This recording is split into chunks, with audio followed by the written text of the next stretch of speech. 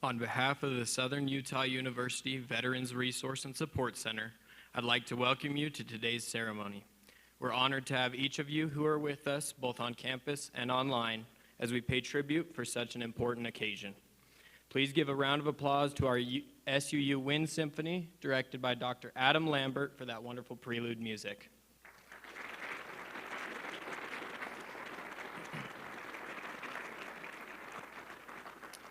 My name is Cadet Derek Workman. I'm a business management major, a member of the Utah Army National Guard, and an SUU ROTC cadet. Today we have a special program that we hope touches your hearts and gives great appreciation to all our veterans, past and present, honoring all who served. At this time, we are honored to have the SUU Army ROTC post our nation's colors and the Wind Symphony perform our national anthem. We would ask all those who are able to stand for the presentation of the colors and to remain standing until our national anthem has completed.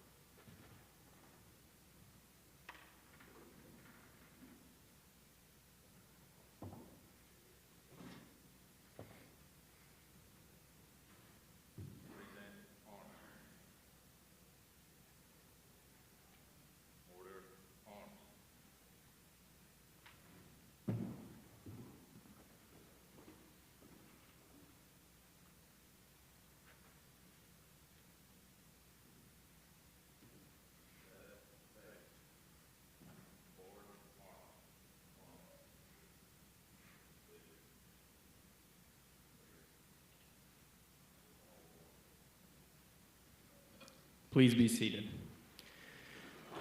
What a great way to start our program. Thank you to our ROTC cadets for their professionalism as they display our nation's colors, and to the Wind Symphony as they beautifully performed our national anthem. A beautiful tribute. Thank you to each of you. The theme for Veterans Day 2024 is honoring all those who served. Veterans are proud of their military service in defending our nation. Honor reflects a military value and tradition of answering the call to duty. There is a distinct honor in serving to protect our way of life and the Constitution of the United States of America.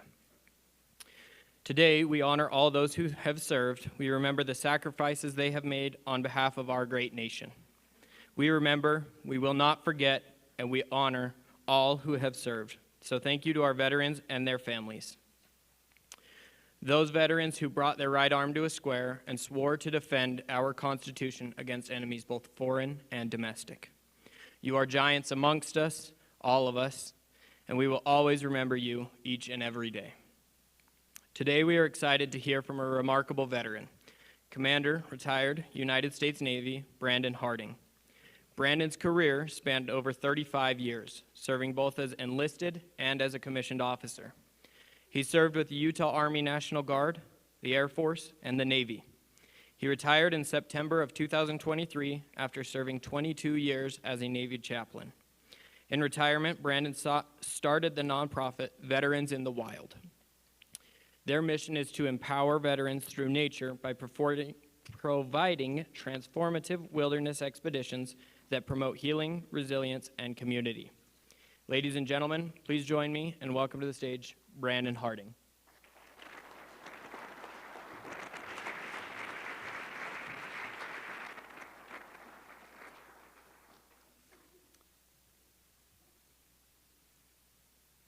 I was driving home from work.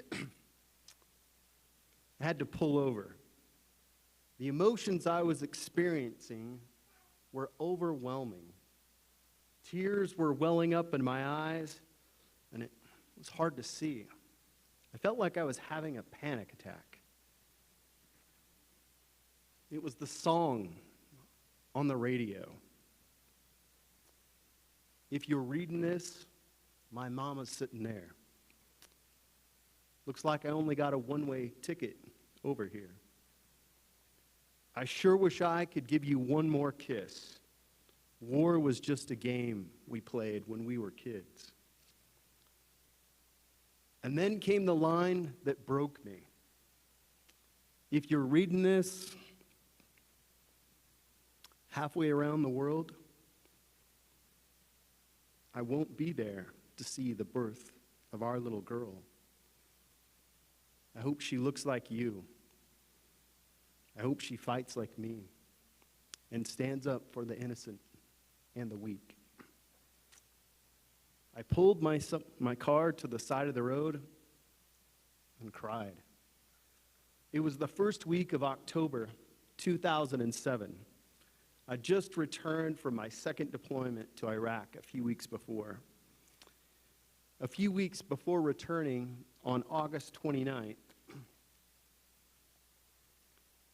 a young Marine that I'd gotten to know well, Corporal John Tanner, he had been killed by an IED. We'd connected because our wives were both pregnant.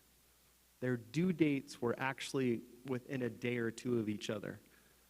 And so as I would make my rounds visiting different combat outposts, John and I would always talk and share about how our wives were doing and how their pregnancies were coming along. He was so excited for this new baby to be coming into his life. The day that John was killed also happened to be his 3-year-old daughter's birthday. He would never see either in this life again. I'd made it home. And in mid-October 2007, I was able to be there for the birth of my son, Josiah. I rejoiced that I was home. And I felt guilty. Guilty to have made it home when others didn't. You see, a few days after John was killed, I made it a point to go spend some time with his platoon at their patrol base and spent a few days there helping them talk through and process, what it was like to lose a brother. And one night, I stayed up till probably 2 or 3 o'clock in the morning talking to a young corporal, Corporal Brian Skripsik. He was getting out of the Marine Corps. We only had a few weeks left on deployment. So the deployment was almost over, and then he was home, And he was going to get out and go do some other things. He'd served his time and was anxious and ready. 2 days later, he and three other members of his platoon were killed by a suicide vehicle. 5 Marines killed in action from the same platoon in less than a week. That fall of 2007, I was grateful to be home. And I was beginning to get a sense of what the stress of being on the road constantly, going from patrol base to patrol base, that stress of worrying about an IED going off and not making it home. That stress was beginning to wear on me. And what I saw was my patience with my kids started to get smaller. My compassion to want to sit and listen to Marines or sailors that were struggling was getting smaller. And at the same time, I knew I had to get emotionally armored up to go back again. We were right back into the middle of our next training cycle for my unit at that time, 1st Battalion, 3rd Marines. As I think back about that space between those deployments, I don't think I ever really came home. So it wasn't too much longer before our unit was back in Iraq. Well, for me, the 3rd time. Thankfully, though, things were not quite as violent. We did have a Marine 3 days before Christmas was killed by an RPG, Lance Corporal Thomas Riley. It came into the back of the Humvee, and he was sitting in the back right corner, and it essentially decapitated him. When his squad came back inside the wire, I was right there with them to help kind of clean them up and get them ready to go in and have that discussion with his platoon and talk about what had happened. I came home from that deployment in the spring of 2009, emotionally exhausted. I was ready to get away from that kind of a life and have a different kind of experience within the military. And the Navy gave me that. They sent me to a Navy helicopter wing in Florida. So I went from a Marine infantry battalion to a Navy helicopter wing. And it was a culture shock, to say the least. The signs that I wasn't doing great during that next assignment with the helicopter wing began to show. I didn't want to talk to people, right? That's ironically, right? Because that's my job. I'm the chaplain.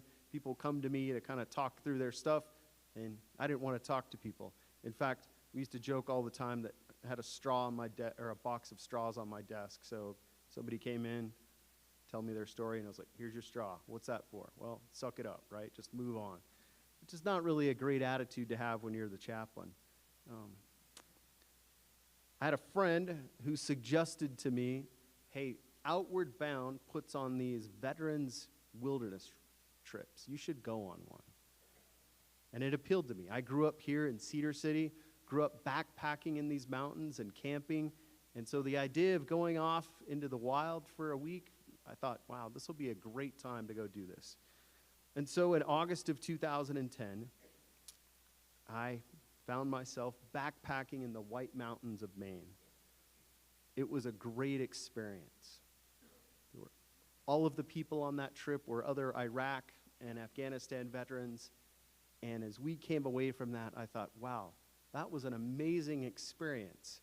And if we tweaked it just a little bit, it could be even better. But most importantly for me, is I found some place where I could begin to heal by being out in the wild. So fast forward 8 more years. 2018. We PCS'd a few more times. I'd done a final deployment on an aircraft carrier, and I was now in charge of a military unit that had tremendous flexibility. Our assignment was to develop programs to increase resiliency for the Marines stationed on the East Coast of the United States, primarily in and around Camp Lejeune, North Carolina. So I knew that I wanted to create a wilderness-based program, much like the trip that I'd been on with Outward Bound, with some adjustments to that. A friend who knew of my interest in developing these wilderness programs, he said, "You got to come hear this guy speak at our holiday stand down." It was getting ready for Christmas, and they always had somebody come in and talk about, some topic to help Marines kind of make some adjustments or hopefully make some good choices over the holidays. So this guy came in and gave his talk. His name was Anthony Droz. Here's a photo of Anthony and I recently leading one of our trips. So he was a former infantry Marine who had been an Outward Bound guide for a number of years. As he told his story, it was a life that had been filled with trauma. When he was 11 years old, his father completed suicide. And as a young man, he had joined the Marine Corps and had done back-to-back deployments to Iraq during the height of the violence in Lambert province. And then when he finished his enlistment in the Marine Corps, he was in a horrific motorcycle crash, should have died. And he had pins, and still does have pins, in his body today. He was coping with those challenges that he had faced through substance abuse. He was keeping himself numb by, ingesting all kinds of stuff. And he likely would have died. I mean, he was on that path. But a friend who was also a former Marine said, "Hey, we got to do something different." And so he basically forced him to go out into the wild on an Outward Bound veterans trip for 7 days. And it was while he was on that trip that he began to heal from the hardships that had happened in his life and began his love of the wild. So as I listened to Anthony's story, I knew that he was the missing piece for me to be able to work on this wilderness program to put together for the Marine Corps. So a few weeks later, he and I met at a coffee shop outside the gate of Camp Lejeune, and we shared our visions for what a wilderness program for active duty Marines and veterans could look like. So a few months later, we found ourselves in the wild with our first group.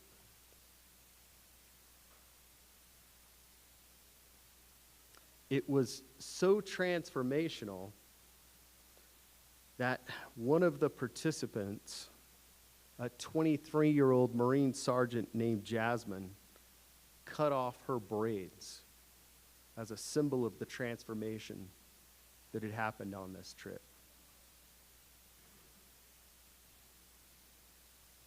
A month later, we were back in the woods again with our second group, and we were trying to see if this recipe of taking veterans into the wild, if it would work again. And I'm happy to report that it did. The second group came back with a similar type of experience. I won't give away the exact recipe, but it involves a few things.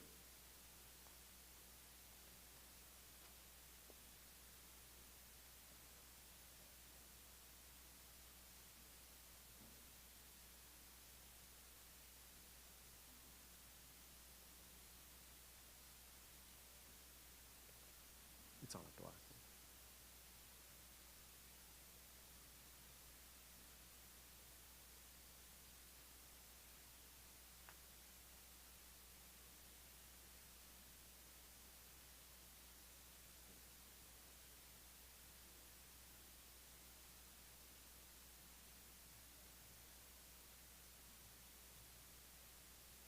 Okay. I won't give away our exact recipe, but here are a few key ingredients. 4 days of being in the wild off the grid. And one of the biggest adjustments for many of the young people who come on these events is no cell phone. Like, cell phones are not allowed. It has to be physically challenging. So it's backpacking usually into a remote area. We're not trying to make it like going to, ranger training or anything like that, but it is hard. We want it to make it so that it's challenging enough. And then there's a component of psychological safety where people feel that they can get real and talk about their stories, about how their life has gone for them. When we gather around a fire to share those stories of our time in service. Over the last number of years, I've continued to lead these trips with veterans and with active duty Marines and sailors and soldiers and airmen, and I think we've even had a few Coast Guard men out there. After retiring from the military last year, I created a nonprofit called Veterans in the Wild to give veterans the opportunity to continue to seek belonging and healing out in the wild. And I'm honored that in the spring, we will be able to take a group of student veterans from Southern Utah University on one of these trips. We're going to backpack into the Rainbow Bridge area in the Four Corners in the Navajo Nation. It's especially meaningful to me to take a group of student veterans from SUU. As a 24-year-old college freshman on the GI Bill, this is where I started my college career, was right here. I think my first class was over in the Centrum, as it was known then. And I remember being that 24-year-old freshman sitting in that class feeling completely out of place. Like, I don't know that I've ever well, maybe not ever, but felt completely alone being a student veteran going back to college with a whole different experience of life. And that's one of the purposes of these veterans trips, is to take student veterans and give them a chance to connect, to build community within their college time. And that's, again, one of the primary things that we're hoping to do with these. Rich Canal, who is a former Marine Corps Sergeant Major,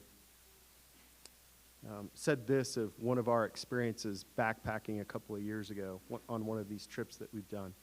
He said, "I haven't felt this connected to a group of individuals since my tour in Afghanistan."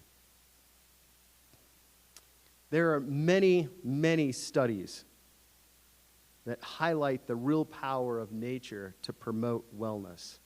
After World War II, one veteran named Ed Schaefer declared he was going to walk off the war. And in that process, he became the first person to through hike the entire Appalachian Trail. So over 2,000 miles of backpacking. I've witnessed this power of the wild now many, many times. In the summer of 2003, I had the privilege to lead a veterans nonprofit group called 23rd Veteran. They're based out of the state of Minnesota, and it's a group that helps veterans make the transition from the military life to the civilian life. And it involves a week in the wild and then a 13-week program built into it after that. So it focuses on wellness and helping them make that transition. One of the participants that came that summer, his name was Antonio, and he had been, at one point, a Marine Corps drill instructor. But as his service was coming to an end, he got out in under less than favorable circumstances, we'll say. And so as he separated, he had a lot of things that he was dealing with that he hadn't sort of come to terms with. And so when he arrived on our expedition, he had a lot of stuff that he was processing. Oh, and he also had a broken foot.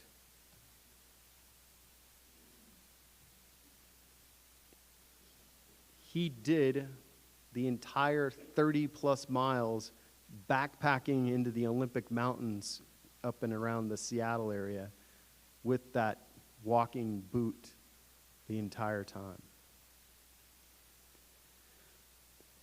And That trip was transformational for him. This is what he shared about that experience. Going into this trip, I was hoping for a life-changing experience, but I didn't know the depths of that challenge and what would be required to elicit it. From the very beginning of this program, I was faced with challenges, both physical and mental, but the guides led without leading and steered me up the mountain. During our fireside chats, we delved deep into pain points and unpacked years of suffering and trauma. In only 6 days, I came out with a renewed belief in myself and what I was capable of. The trip definitely changed my life, and I'm now putting in the work to ensure others receive the value that was done for me up there in the wild. Antonio and I have kept in touch since his time in the wilderness. He's had some ups and downs, but overall, he counts that time that we spent in the wild as what's kept him on that trajectory of doing well. We recently talked, and he owns a gym. He's a successful gym owner on the East Coast. He's been married about 12 or 13 years, and he and his wife just had a baby. I think it was his baby number 5. So he's doing well. But he credits this time of going out into the wild and processing some of the things that he needed to do as really what's kept him on track. Those of you who've worn the uniform of our nation have so much to offer, especially those of you who are attending SUU on the GI Bill. You know what it means to serve a greater purpose, a willingness to sacrifice. You know the power of teamwork. And now you're gaining a formal education to go along with your military training and experiences. This puts you in a unique position in the world to be of service to our country, but also to potentially the global community. We need you now more than ever. I find it interesting as we look back over the last, few months. We had this big political thing that happened, last week. But both vice presidential candidates are veterans. Our vice president-elect is an Iraq combat veteran who was a former Marine. Now, we know not every veteran is going to struggle when they get out of the military. Many serve and go on without any, sort of hiccups along the way. I know I wasn't one of those people. There were some things that I needed to address. But I don't want to say everybody has that. What I do want to suggest, if you find yourself having a hard time in this transition as you move from military member to full civilian, if you're having a hard time adjusting to civilian life, especially as a student veteran, may I suggest that there is wellness to be found in the wild. May God bless you on your education journey. Happy Veterans Day. Semper Fi, and thank you.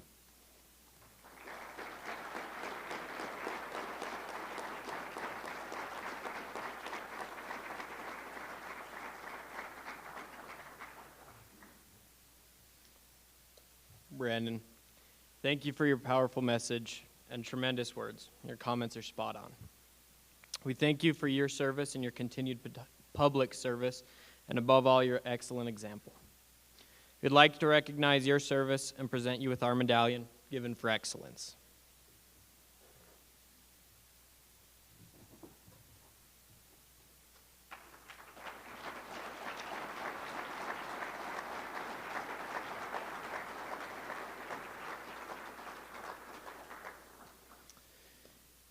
Help me in welcoming back the SUU Wind Symphony as they deliver the magical Amazing Grace musical number, directed by Dr. Adam Lambert.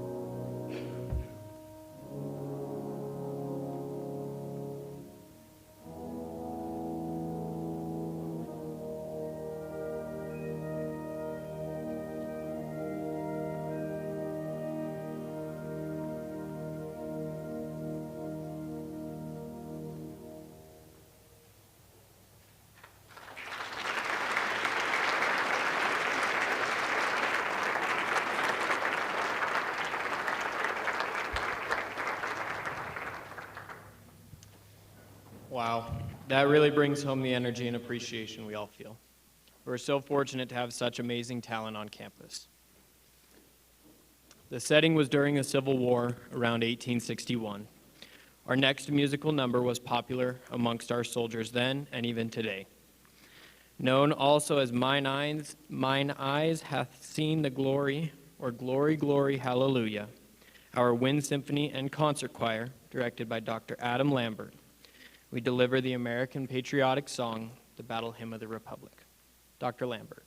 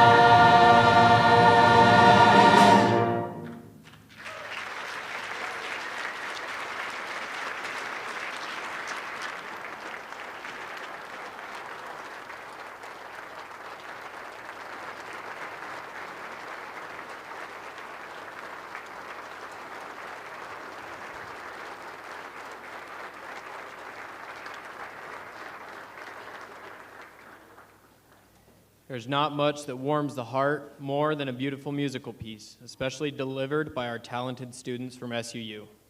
Thank you to each of you. Today, as we pay tribute to all who served, we're fortunate to give special recognition to 11 outstanding veterans who were nominated through our SUU Veterans Center. Each one a pillar of excellence from our community, as student veterans, as faculty and staff, and lastly, currently serving. Please welcome Brent Gardner to the stage as he recognizes our 11 honorees. Family, friends, please feel free to take pictures throughout this segment. Brent.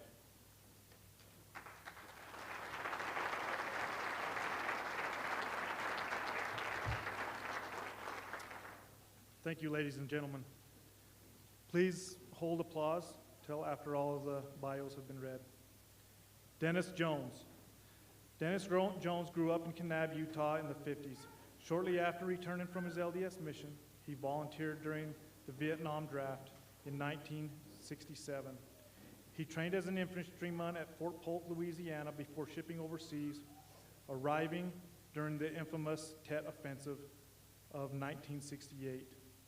Most of Dennis' operation kept him near the DMZ, but he was able to get away from the action for a week of R&R in Hawaii, where he proposed to Irene, his wife of 55 years now. For his meritorious service, Dennis was awarded the Combat Infantry Badge and a Bronze Star with a V device. After returning from combat, he finished his active duty by managing Army resort swimming pools in California. He later joined the 2nd Battalion, 222nd Field Artillery, and retired as a captain, having served as a battalion chaplain for most of his time in the National Guard. In total, Dennis served 21 years in the Army. Dennis completed his bachelor's and master's degree at BYU and worked in rehabilitation services, where he earned state awards. Further worked, including psychology and behavioral health agencies and school districts. Dennis enjoyed serving as a member of the Church of Jesus Christ of Latter-day Saints, having been a bishop and completing multiple missions with Irene. He gratefully supports his many, many children, grandchildren, and great-grandchildren, several who have followed his example by serving our country in the Marines, the Army, and the Navy. Dennis Jones, United States Army.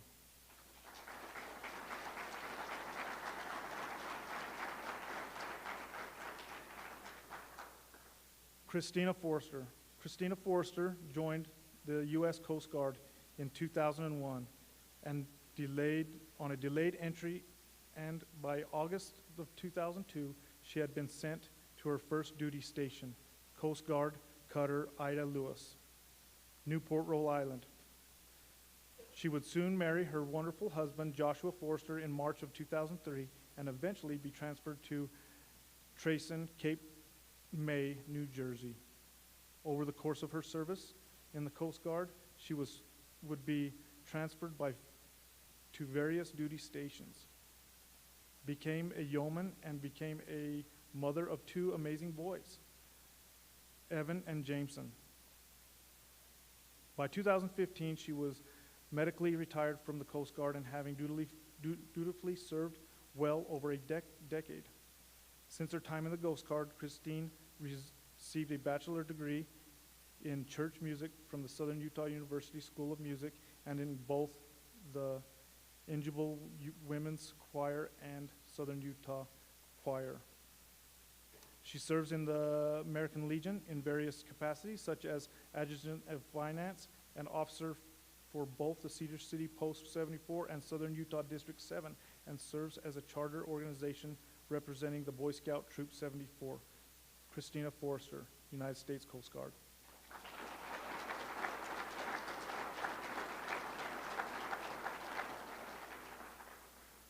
Blake Matthews.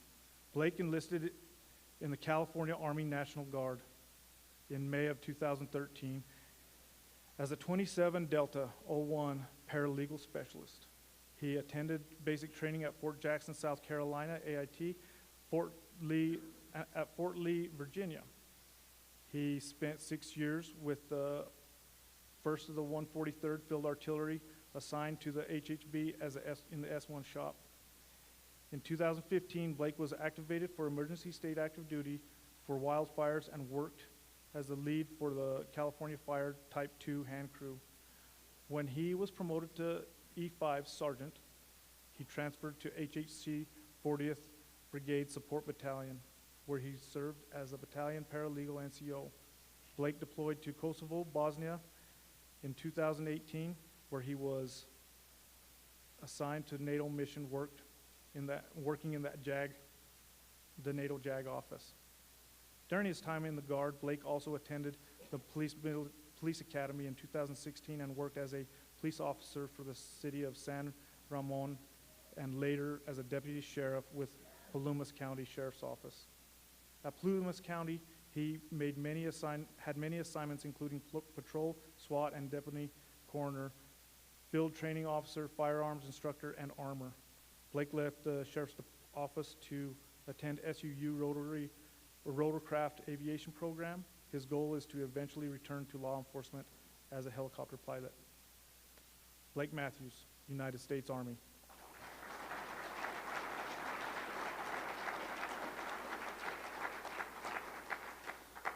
Nicholas O'Connor.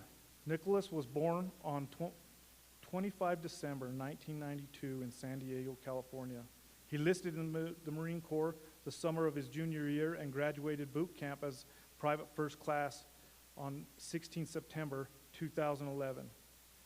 With platoon 1030 Bravo Company, after School of Infantry, he assigned to the 3rd Platoon Fox Company, 2nd Battalion, 1st Marines.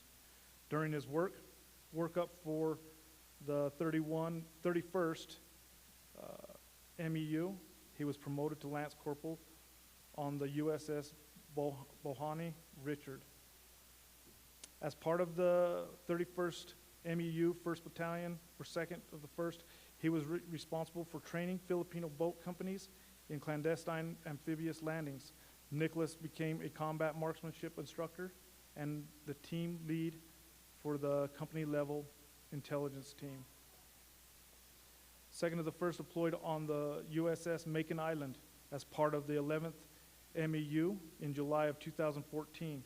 Nicholas was promoted to corporal in August of 2014, just before Fox Company assumed the role of QRF for the U.S. Embassy in San Anna, Yemen.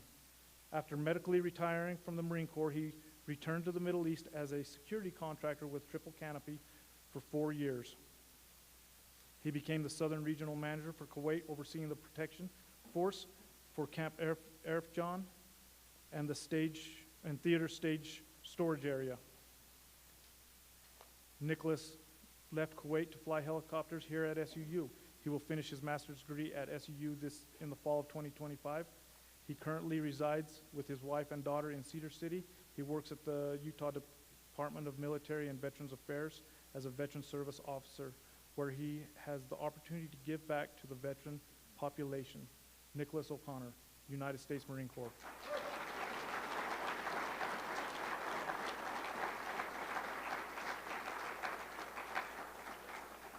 Kelly Olson. Colonel Kelly Olson met his wife, Valerie, at Southern Utah University, where he graduated summa cum laude and was honored with the R. Kenneth Benson Award. Concurrently, he served in the Utah National Guard, achieving the rank of Staff Sergeant. He received a Military Health Professions Scholarship, which led him to become an active duty officer in the United States Army. He obtained a doctorate in optometry from Southern California College of Optometry and an MBA from Northeastern State University. After completing a residency with the Cherokee Nation in Oklahoma, he also completed a fellowship in a medical contact lens at Boston Foundation for Sight.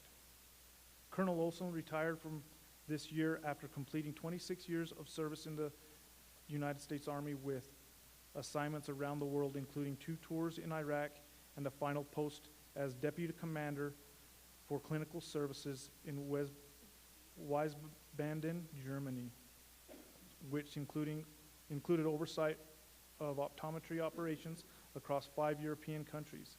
He is an adjunct professor for 2 universities, a published author, and a national lecturer with military honors including the Bronze Star and the Legion of Merit.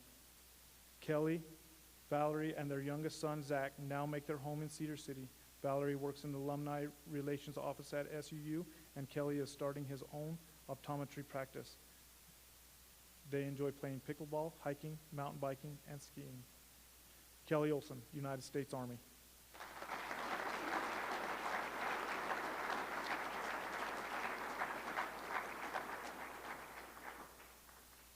Bob Pantajoya.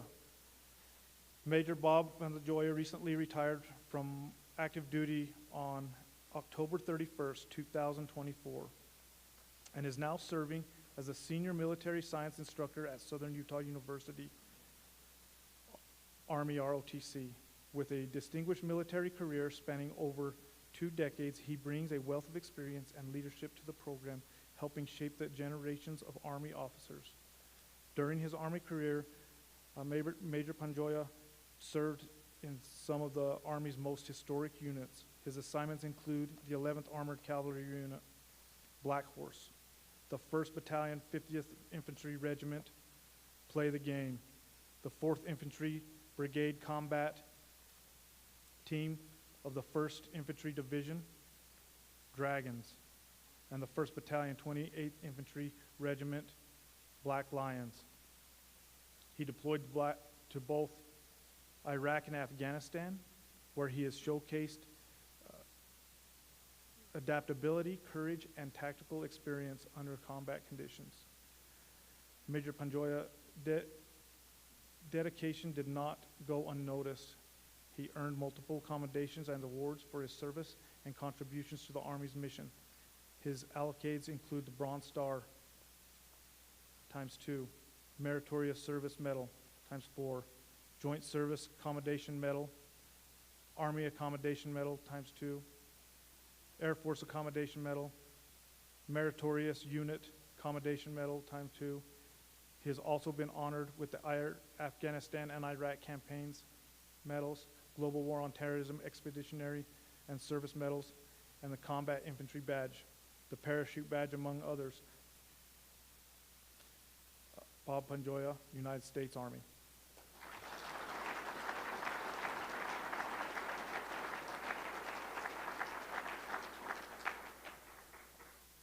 Yesenia Bale, U.S.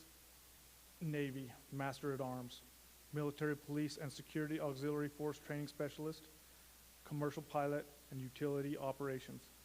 Yesenia served in the United States Navy as a Master at Arms Specialist in Military Law Enforcement and Security Operations.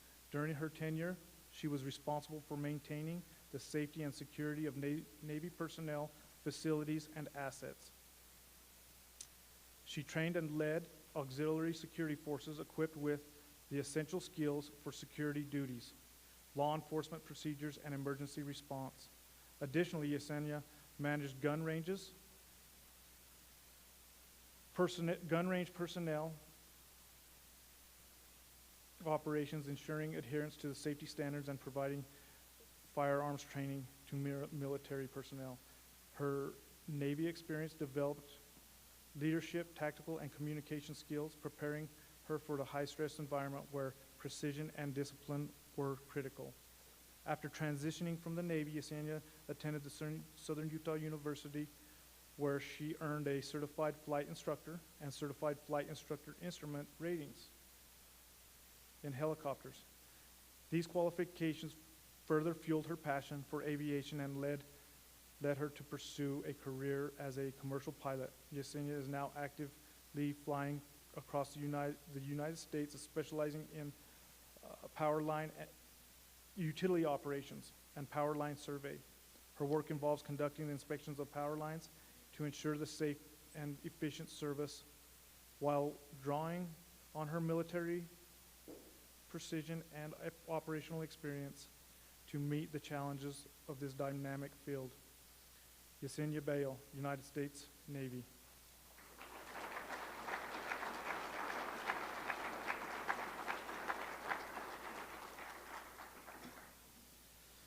Ashley Foss. Ashley Foss served 5 years as a logistics specialist in the United States Navy, stationed in Guam at HSC-25 on Anderson Air Force Base, where she advanced to the rank of E5 Sergeant.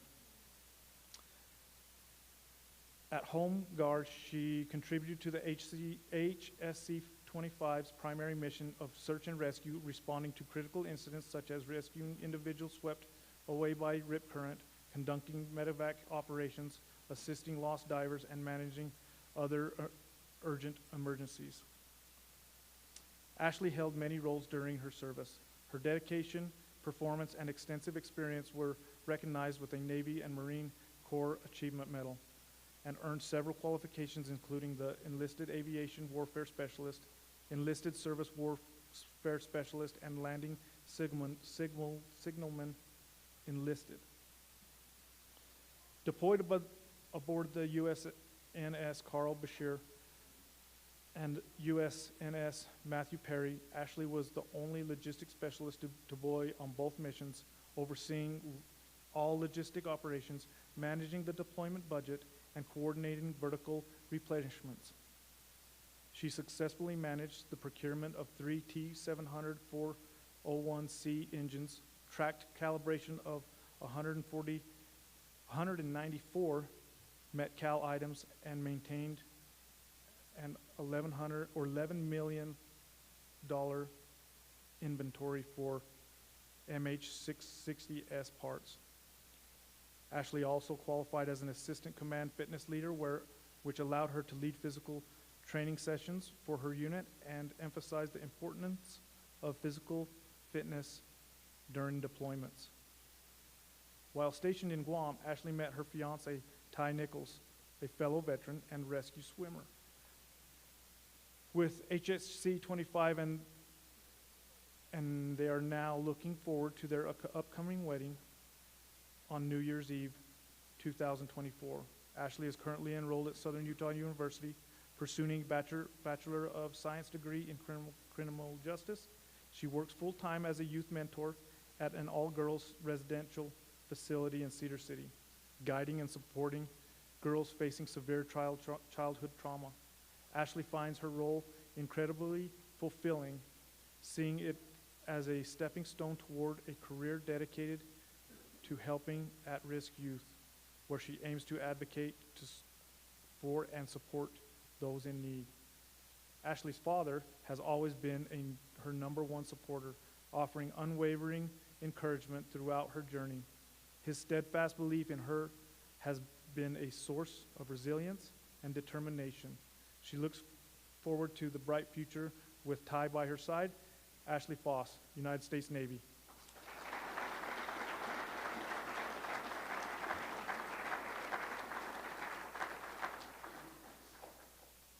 Lance Ryrie.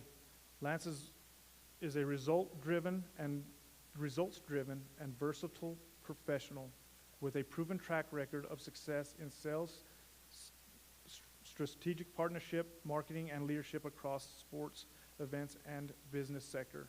With years of experience, he demonstrated a strong ability to build and maintain high-value relationships, exceed revenue goals, and creating engaging marketing strategies that drove results.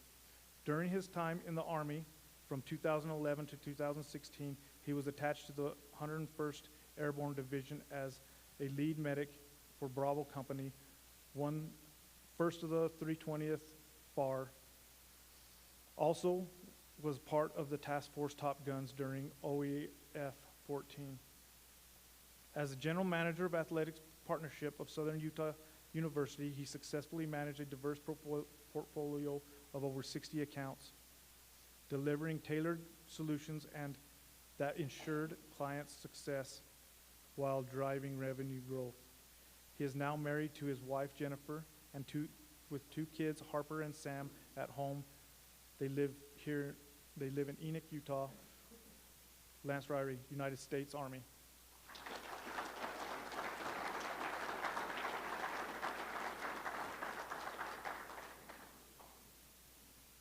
Joshua Thomas. Master Sergeant Joshua Thomas enlisted in the Air Force Reserve in 2002. While still attending high school in Richfield, Utah, He was assigned to the 419th Maintenance Group, 419th Fighter Wing at Hill Air Force Base, Utah. As an aircraft structural maintenance technician, he retired after 20 years of service in July 2023. As a low observable aircraft structural maintenance supervisor, during his time with the Air Force, he worked on multiple different airframes, including the F-35, F-16, A-10, and the C-130. Master Sergeant Thomas deployed to Balad Air Force Base, Iraq, in support of Operation Iraqi Freedom, and to Bagram Airfield, Afghanistan, in support of Operational Freedom Sentinel. He was also selected as the 419th Fighter Wing and 10th Air Force Non-Commissioned Officer of the Year for 2014. Master Sergeant Thomas currently resides in Richfield, Utah, with his wife Lisa and their children Lily, Hendricks, Everett, and Reed. He is employed by the U.S. Forest Service as an IT project manager, and he also serves as a volunteer firefighter with the Richfield Fire Department. Master Sergeant Joshua Thomas, United States Army.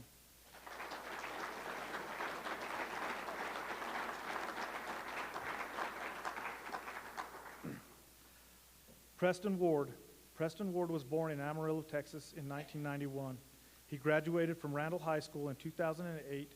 Preston then joined the Marines as an open infantry option. After graduating from boot camp on September 11th, 2009, Preston attended School of Infantry where he became an anti-tank missileman.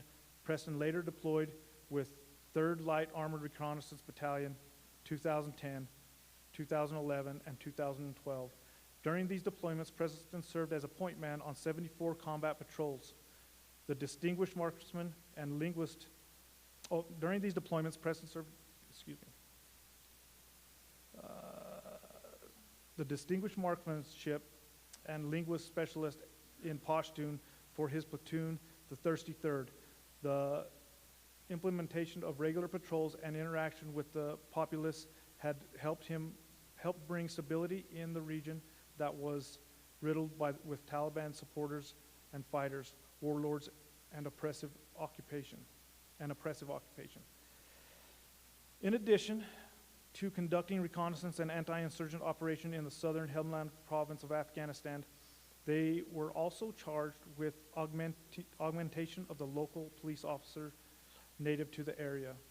After the Marines, Preston returned to Amarillo, Texas, where he began work on the pipeline in various construction opportunities for several years. Preston then turned his view towards higher education, starting at Amarillo Community College before transferring to Southern Utah University, where he found a home, a wife, and obtained his bachelor's degree in criminal justice. Preston is now a student success advisor for SUU and is obtaining his master's degree in public administration with an emphasis in criminal justice and looking toward a doctorate in anti-terrorism, Homeland Security. Preston Ward, United States Marine Corps.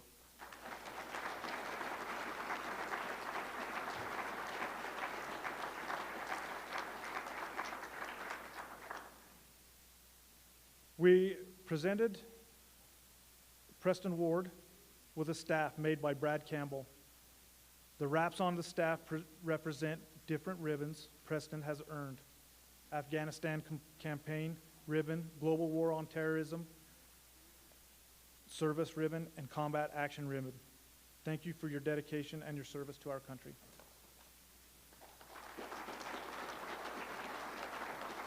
You're welcome.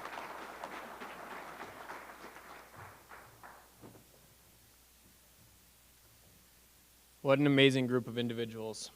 We recognize our honorees. We thank you for your service, past, present, and into the future. Ladies and gentlemen, let's give them all another round of applause.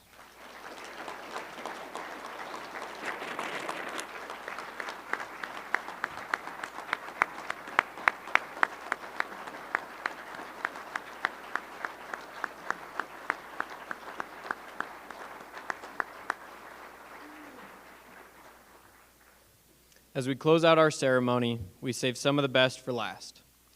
Now we are honored to hear again from our concert choir and the Wind Symphony, directed by Dr. Andrew Briggs as they deliver the Armed Forces Medley.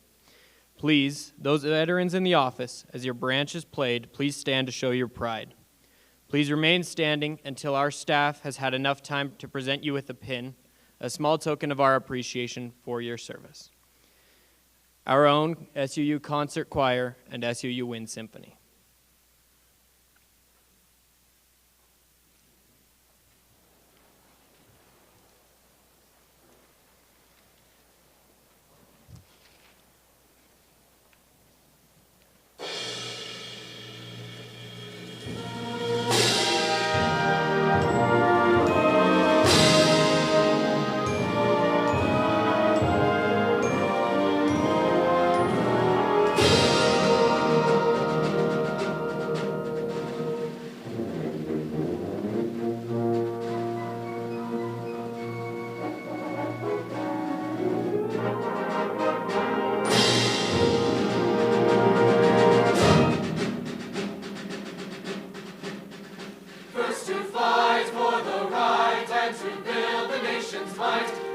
The United States Army.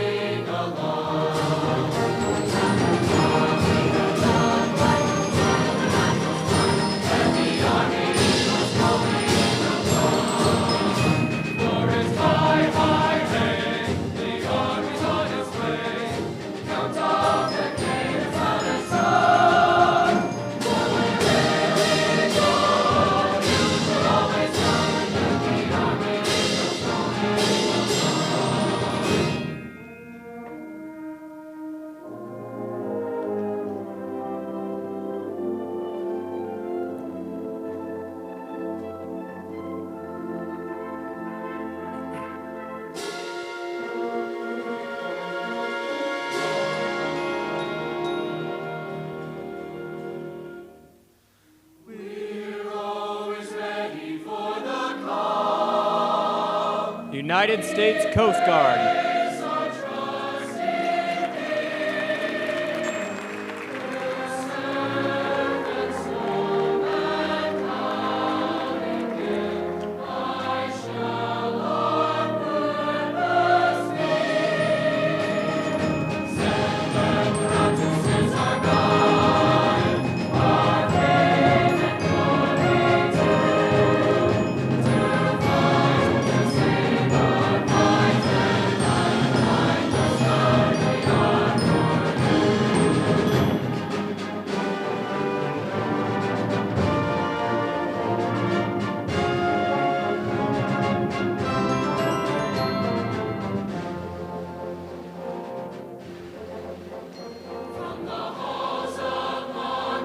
United States Marines.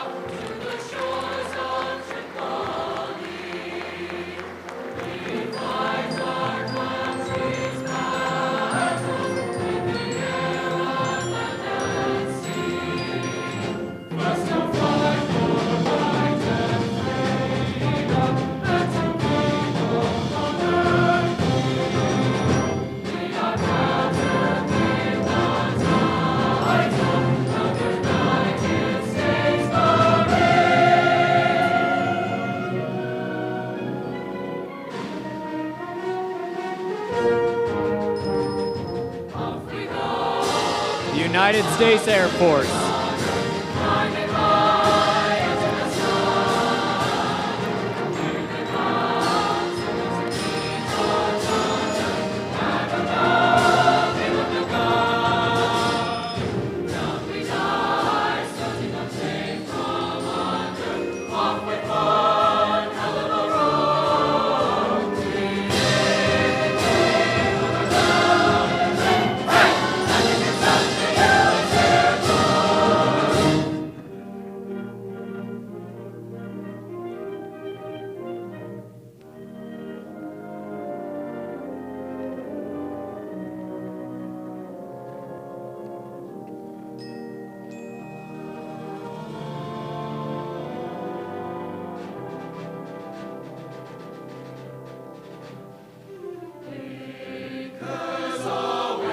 The United States Navy.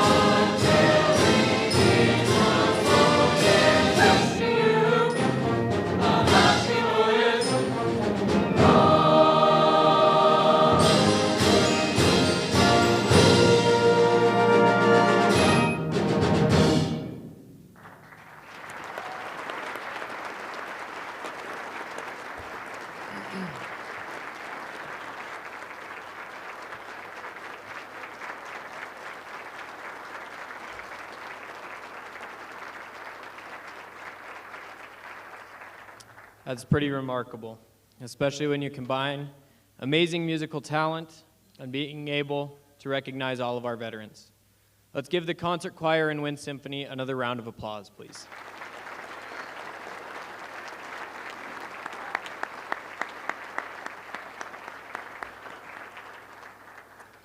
Before we close this ceremony, one other thought. Our service members are often thanked for their service and sacrifices for this country, which is something they deserve. While thanking those who proudly wear or have worn the military uniform, it is also important that we thank those who stand behind our troops and support them through this journey. While our service members give up a lot for our country, their great service would be limited without the untiring support of home. At this time, we would like to ask all immediate family of service members, both present and past, to stand. Audience, please help me in recognizing all those who have and continue to support those called to duty.